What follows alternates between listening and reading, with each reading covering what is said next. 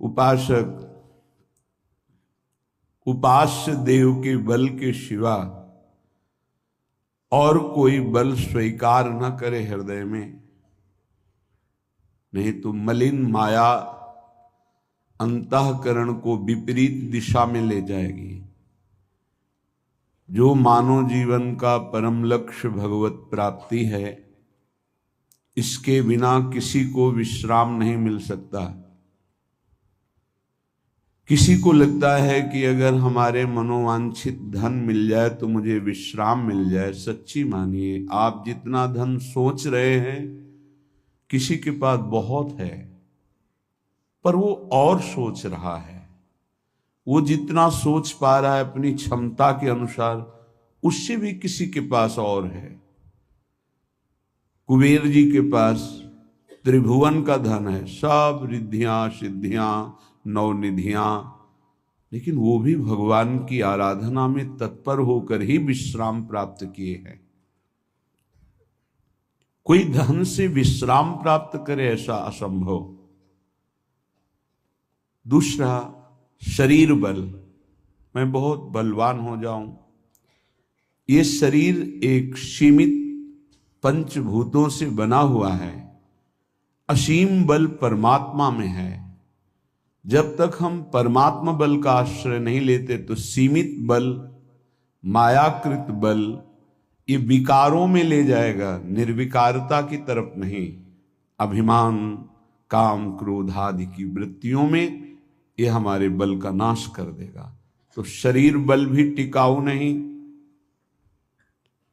जिनका बड़ा नाम रहा, जो शरीर में बहुत बलवान रहे, यौवन अवस्था की उतार में उनको खड़े होना मुश्किल पड़ गया।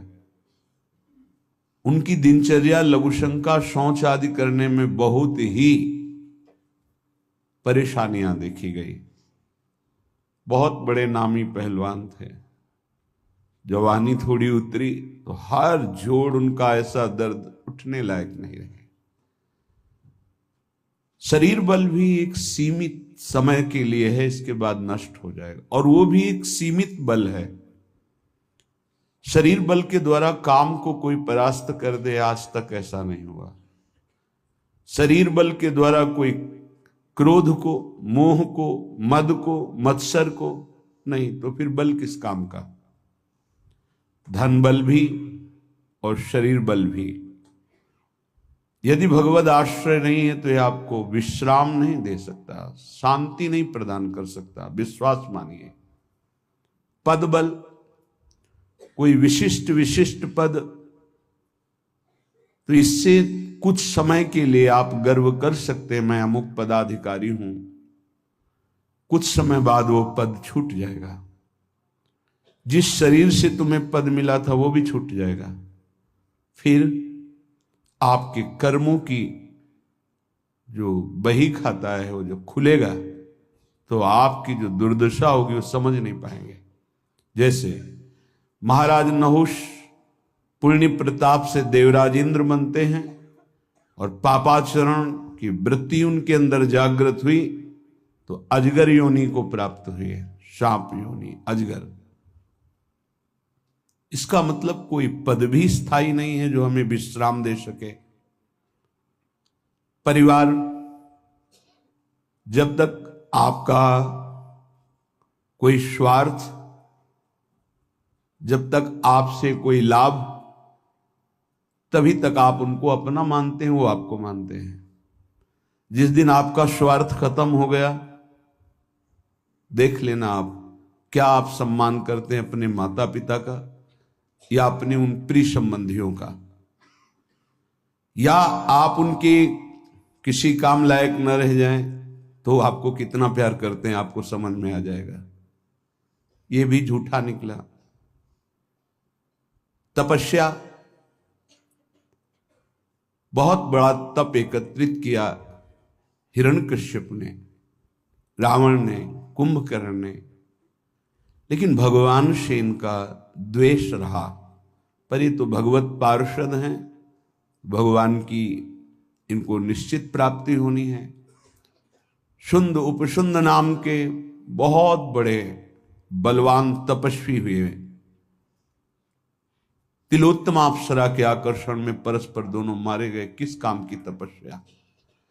तप का फल होता है भगवान को प्रसन्न करके संसार को सुख पहुंचाना अपने तप के द्वारा, लेकिन भगवान से विरोध करके दूसरों को दुख पहुंचाना, ये तप भी बल नहीं हुआ। और आज तपस्या कौन कर सकता है? कोई बिरला है, बिरला ही कोई वास्तविक जिसे तप कहते हैं वो कर सकता है। तप इंद्रिय और मन को अपने सच्चिदानंद लक्ष्य में रोक करके उनको किसी भी तरह विषयों का संयोग ना होने देना, इसे तपस्या कहते हैं। ये बाह्य तपस्या है, जल में खड़े होना, एक पैर के बल खड़े रहना, बहुत प्रकार की ऐसी बाह्य तपस्याएं हैं, इनका भी सुकृत होता है। पर तप शब्द की पूर्णता होती है अंदर आए हुए समस्त विकारों को सह जाना, कुछ न बोलना, इंद्रियों का भोगों से संयोग न होने देना, उसे तपस्या कहते हैं। यदि वो भगवान से विमुख है तो वो तप भी व्यर्थ चला जाता है।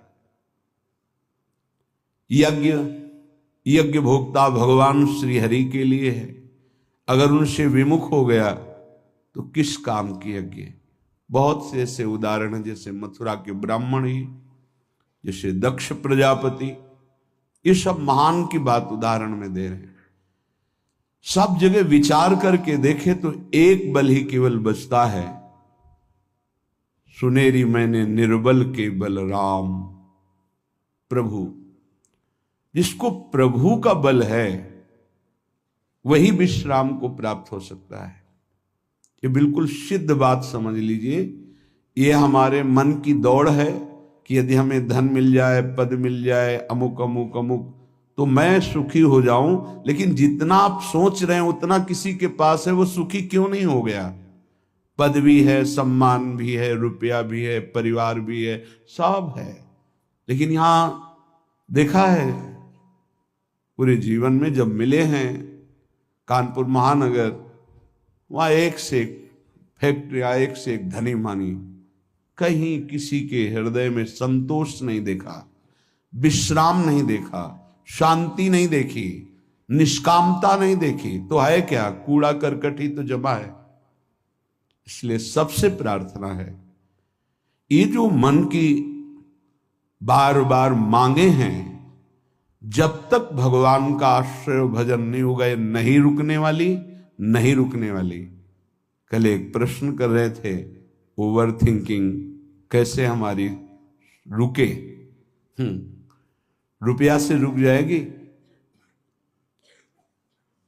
एक की चाह करोगे, लाखों की चाह बढ़ेगी, लाखों की चाह करोगे, करोड़ों की चाह, करोड़ों की पूर्ति, तो अरबों की चाह, ऐसे प्रत्येक भोग की चाह करके देख लो, अंदर से देख लो किसको विश्राम प्राप्त है। ये मन एक भूत जैसा है। किसी ने एक भूत को सिद्ध किया, भूत ने कहा हम तुम्हारा काम प्रत्येक करेंगे, पर हर समय मुझे काम में लगाना होगा, अमुक काम करो। बहुत तीव्रता से, शीघ्रता से वो कार्य कर देता है। और बताओ, वो तो परेशान हो गए। अगर काम नहीं बताओगे तो उठा के पटक देंगे तुम्हें। वो गुरु जी के पास गए और कहा, प्रभु हमने तो सुख के लिए भूत को सिद्ध किया था, ये तो दुख का कारण बन गया। ये कहता है हर समय काम बताओ, नहीं तो मार देंगे तुम्हें।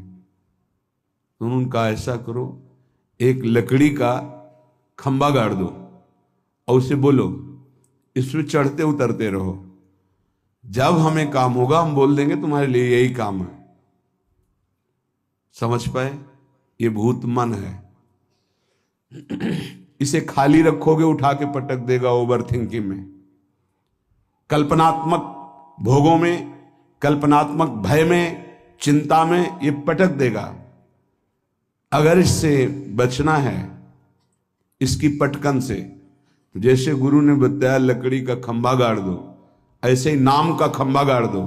राधा, चल चढ़ उतर, राधा राधा राधा राधा, परम विश्राम मिल जाएगा, परम बलवान हो जाओगे। परम शांति मिल जाएगी। हमारी प्रार्थना मान लीजिए, ये बिल्कुल सत्य बात कह रहे हैं, जब तक आप नाम जप नहीं करेंगे तो आप अपने मन को विश्राम नहीं दे पाएंगे।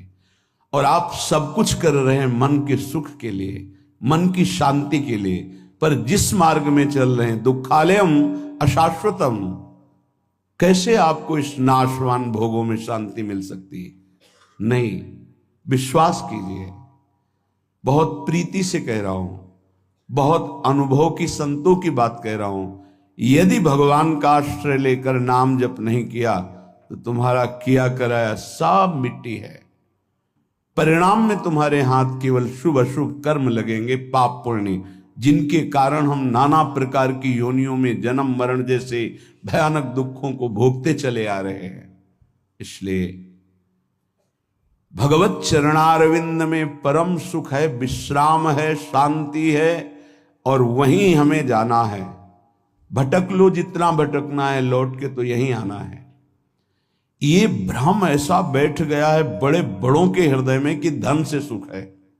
बहुत विचित्रता माया की, ये सबके दिमाग में बैठ गया है। कोई बिरला ऐसा है कि इसकी इस पकड़ से बाहर हो, नहीं तो सबके दिमाग में बैठा है। गृहस्थ हो, विरक्त हो, बूढ़ा हो, जवान हो, सबके दिमाग में माया ने बैठा दिया, धन के द्वारा ही सुखी होगे।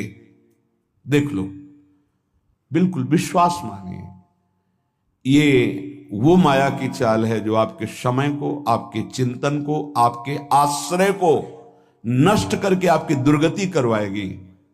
अभी आपको पता नहीं चल रहा, जैसे अंधा आदमी गहरे कुएं की तरफ गिरने जा रहा है, उसको दिखाई नहीं दे रहा, देखने वाला दौड़ करके उसे बचाना चाहता है, वो नहीं मानता, ऐसे दिखाई देता, गया गया गया। धन का इतना बड़ा प्रभाव, कोई बिरला ही ऐसा है जिसके दिमाग में ये न चल रहा हो कि मुझे धन चाहिए। बिल्कुल आप आनंद पूर्वक विचार कर लीजिए, वृंदावन की भूमि में बैठे हैं, अगर किसी के हृदय में आता है कि मुझे नहीं चाहिए, वो भगवद आश्रित होगा। दूसरी कोई ऐसी वृत्ति नहीं जिसके द्वारा धन से आकर्षित न कर लिया जाए। प्रवचन करना, प्रभु का श्रृंगार करना, धार्मिक कार्य करना, ये सब बाहरी बात होगी, ये बाहर की वृत्ति। बाहर से हम बोल सकते हैं हम बड़े त्यागी हैं, हम बैरागी हैं, बोल सकते हैं, बोलने में बहुत सरलता है, सहजता है, लेकिन स्थिति में सत्य को साक्षी करके, भगवान को साक्षी करके देखो, हृदय में हर चेष्टा का फल धन की मांग है। ये हम नहीं कह रहे, हमारे शास्त्र कह रहे हैं। दूसरी माया की विशिष्ट आकर्षण शक्ति काम भोग, तीन में फांस दिया गया है। पूरी सृष्टि के कंचन, जिसे धन कहते हैं, वित्त ऐषणा, धन कंचन वित्त ऐषणा, और पुत्र ऐषणा काम भोग, स्त्री शरीर का आकर्षण या विपरीत शरीर का आकर्षण काम भाव से। अंदर से विचार करके देख लो, पूरी सृष्टि की बात, जो अंदर से निष्काम है वो केवल भगवान का आश्रय लिए होगा, वो भी केवल भगवान का आश्रय, वही बचेगा। अन्यथा बातें हम वैराग्य की करेंगे, संयम की, जितेंद्रियता की, और हमारे आचरण भ्रष्ट होंगे।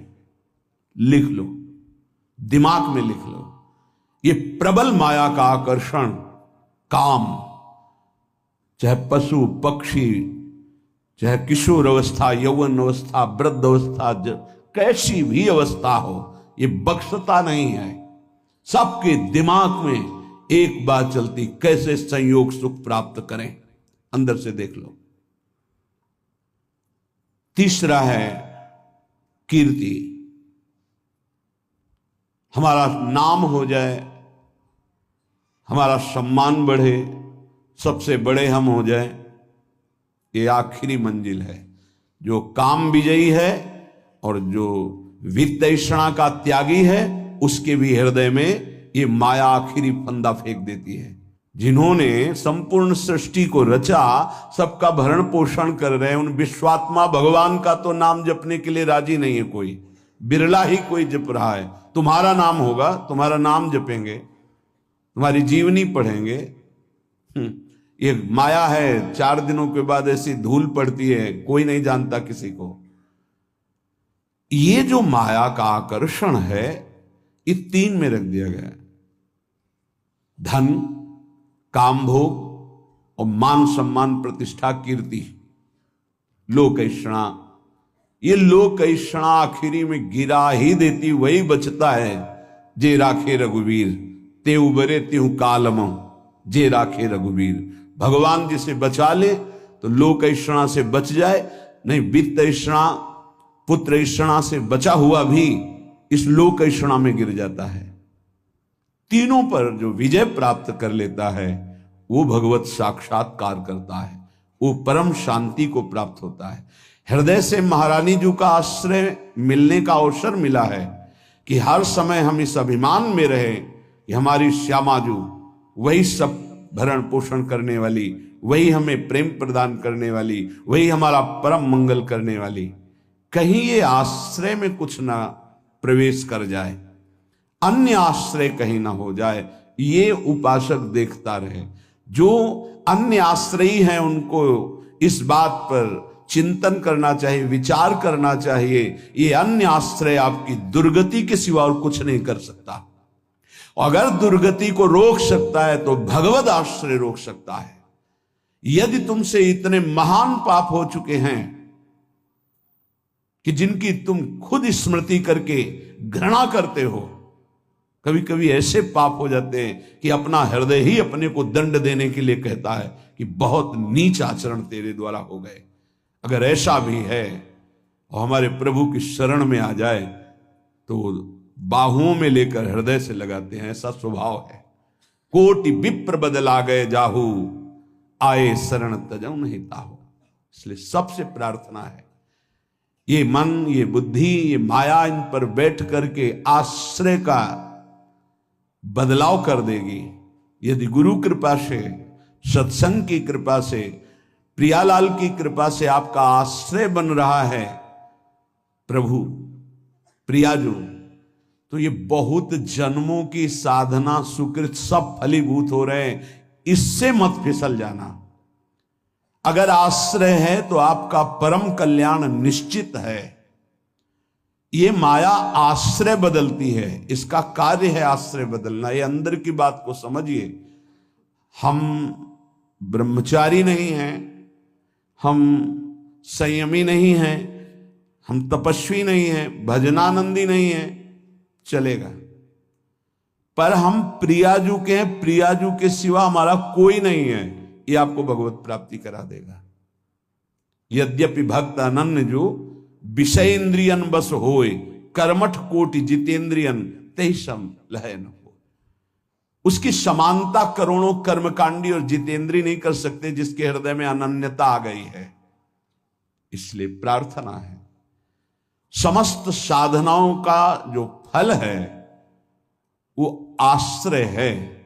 भागवत में बहुत बड़ी महिमा इस आश्रय की वर्णन की गई। आखिरी है 10वां आश्रय। नवधा भक्ति में 9वीं भक्ति पूर्णता है आत्मसमर्पण।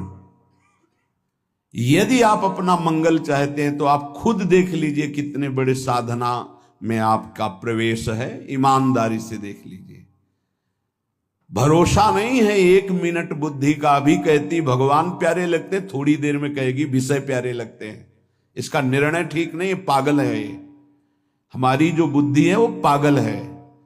एक क्षण में कहती ये मार्ग सत्य है, दूसरे क्षण में उत्तर देने लगती है। ऐसी बुद्धि का भरोसा नहीं। कितनी बड़ी साधना हो, अपराध बन जाए, वैष्णव अपराध, गुरु अपराध, इष्ट द्रोह, गुरु द्रोह, सर्वनाश हो जाता है। एक आश्रय है तो वो बचाता है, भगवद आश्रय। आश्रय को आप यदि समझ लें तो निश्चिंत हो जाएंगे, निर्भय हो जाएंगे, निश्शोक हो जाएंगे। आप प्रभु के अंश हैं, ये प्रकृति प्रभु के द्वारा रची हुई है, ये भगवान का एक जादूमय खेल है। आप उनके अंश होकर इस खेल में फंस रहे हैं। वही गुरु रूप से, शास्त्र रूप से आपको इस खेल से निकलने का उपाय बता रहे हैं, पर आप ऐसे कपटी स्वभाव के हैं, छली स्वभाव के हैं। वो सर्वज्ञ प्रभु और गुरुदेव से भी छल करता है। हंसी की बात यह है कि जो तुम्हारा परम हित, परम मंगल, परम कल्याण प्रतिपल सोच रहे हैं, तुम उनसे छल और कपट कर रहे हो, केवल माया प्रेरित होकर के। क्या नहीं पता, क्या नहीं पता? तुम्हारे मन में जो स्फुरित होता है, प्रभु को स्फुरित होने के पहले पता है नहीं। प्रभु कह रहे हैं और सब चलेगा, मोहि कपट छल छिद्र न भावा। और अगर अवगुण है तुम्हारे, धीरे धीरे सब ठीक हो जाएंगे। जन अवगुण प्रभु मानन काऊ, दीन बंधु अति मृदुल स्वभाव। लेकिन यदि आपके अंदर छल कपट है तो प्रभु कह रहे मोहि न भावा। नहीं, हम पापात्मा हैं, गलतियां हुई हैं, जैसे हैं नाथ आपके हैं, आपके सामने हैं। इससे आश्रय तत्व पुष्ट होता है। इसी आश्रय से घोर पातिकी को भगवत प्राप्ति हो जाती है। एक बार आश्रय ले लिया तो हमारे प्रभु छोड़ने वाले नहीं, आप छोड़ सकते हो, आपका स्वभाव है, प्रभु नहीं छोड़ेंगे। आश्रय का इतना विशेष महत्व है। जैसे कई बार सत्संग में सुनाया कि जगन्नाथ जी के श्रीअंग पार्षद कुसंग वशात वैश्यागामी हो गए। जब ये पता चला तो उनको बुलाया और कहा कि आप श्रीअंग सेवा भी करते हैं और वैश्या के संयोग में जाते हैं, तो दो में से एक को स्वीकार करें, या तो जगन्नाथ जी के श्रीअंग की सेवा या वैश्या के संग। कामाशक्त चित्त हो गया था, इसलिए जगन्नाथ जी की सेवा छोड़ दी। पर खास बात, आश्रय नहीं छोड़ा। जगन्नाथ जी की प्रसादी पादुका अपने साथ ले गए। एक बार उठाकर सर में पादुका रख लेते और छाती से लगा के कहते, प्रभु मैं आपकी माया में फंस गया हूं, मेरी हिम्मत नहीं कि मैं इसका संग छोड़ सकूं, मैं आसक्त चित्त हो गया हूं। कई वर्षों के बाद जब उनका शरीर पूरा हुआ तो जगन्नाथ जी ने अपने पार्षद को आदेश किया, जैसे मेरे पार्षदों की अंतिम क्रिया होती है, अंत्येष्टि संस्कार होते हैं, वैसे उसका करो। तो उन्होंने कहा, प्रभु उसने तो आपको छोड़ दिया, वैश्या को स्वीकार किया, अब हम कैसे कर सकते हैं?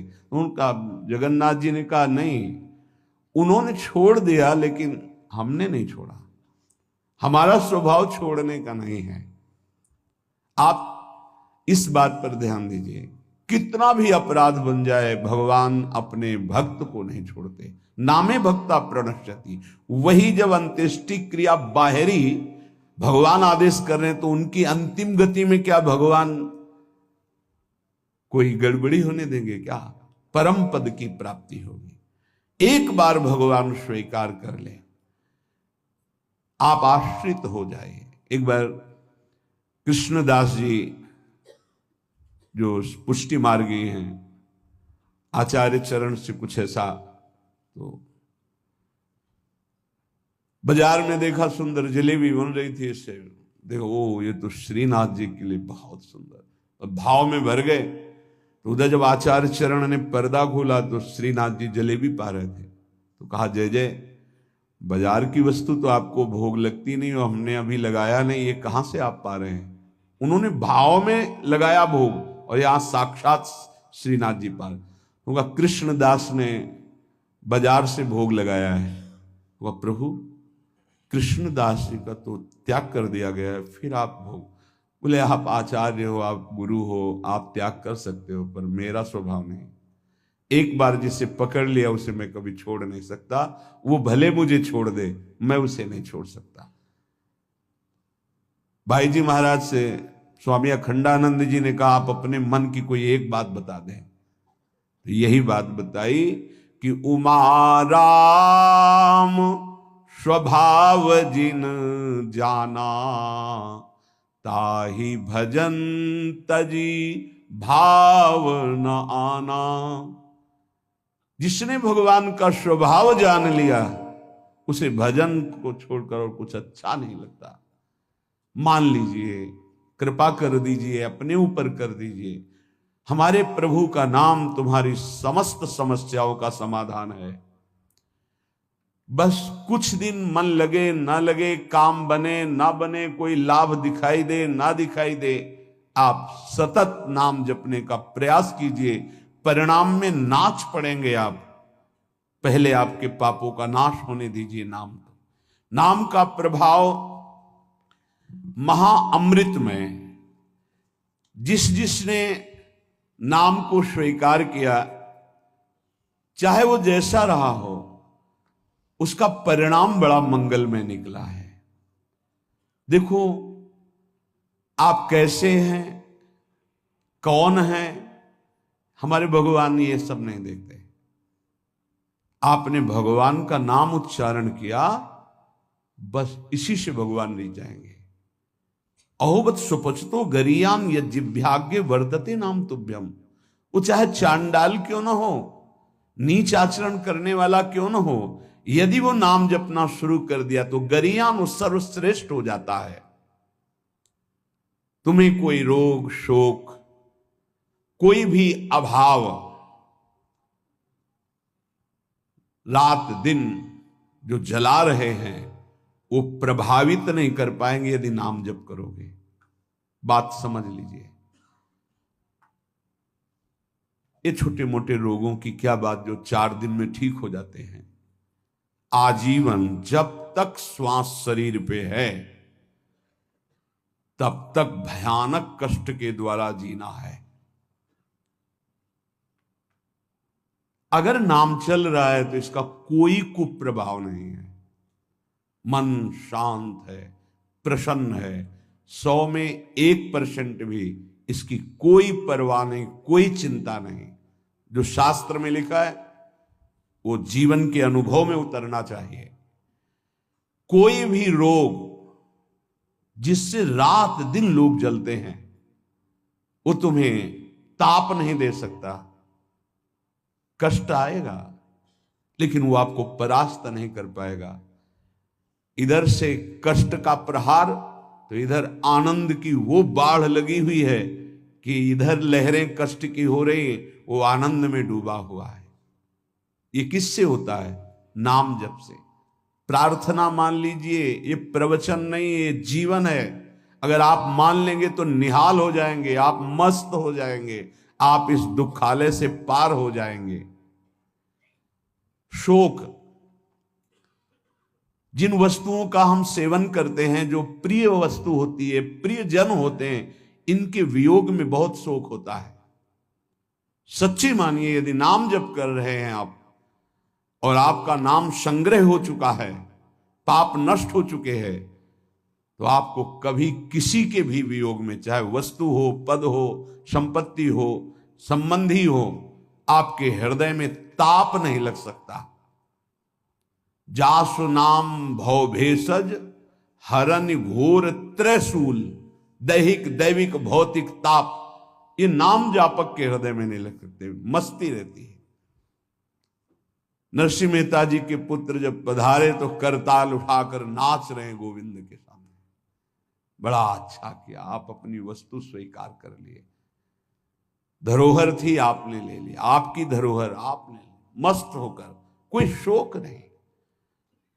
चाहे जितनी हानि हो जाए, उसको विश्वास है कि जिसने बिना किसी की सहायता के एक पलक झपकने में अनंत ब्रह्मांडों का सृजन कर दिया, वो भगवान जब चाहेंगे, अगर लौकिक सुख देना चाहेंगे तो बौछार हो जाएगी।